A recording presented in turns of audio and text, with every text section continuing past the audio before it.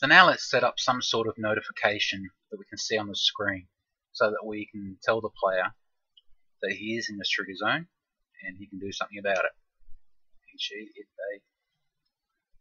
Okay, so let's create just a basic onGUI function. And then we're going to check if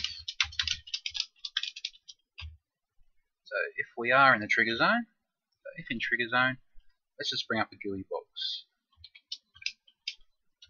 That would be a rect, and set it to the screen width divided by 2 times 0.5. 0.5. And I'm going to make this box, let's say 110 wide, so that's minus half of that to bring it into the center.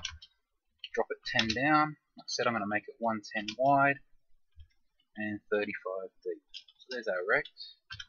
And what are we going to tell the player? Press E.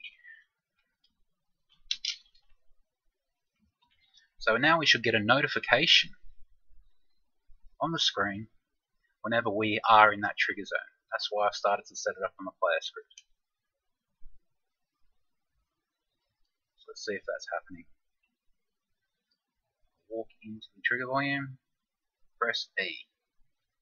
Okay, currently nothing happens when I press E, but at least we know we're in the trigger volume. As I said, we can turn that renderer off through the script on the trigger volume so that we don't see that.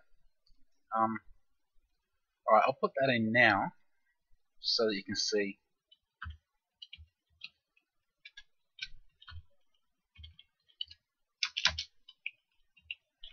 how leaving the renderer on the trigger volume when you're editing is useful, and then we can turn it off so when you're playing the game you can't see it. So now I'm going to have to completely guess where it is. So if I hit play, there is no renderer to the player object. Did I put that on the wrong script? I think I did. Alright, just ignore that. Completely on the wrong script. It's the trigger volume script. So when we start off, we want to turn the renderer off on the trigger volume. Whoopsie.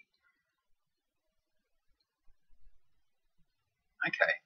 Rewind, reset, check where that is, and now, as you can see, we cannot see that trigger volume.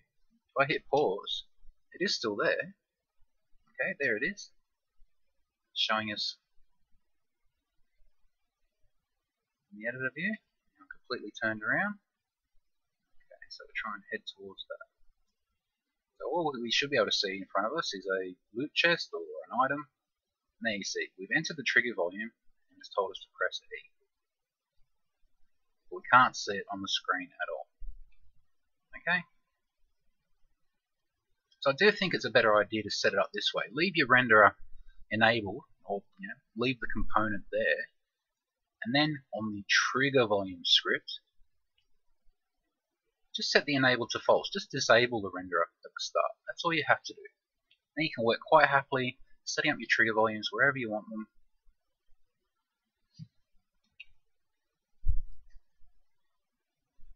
And you'll be able to see what's happening.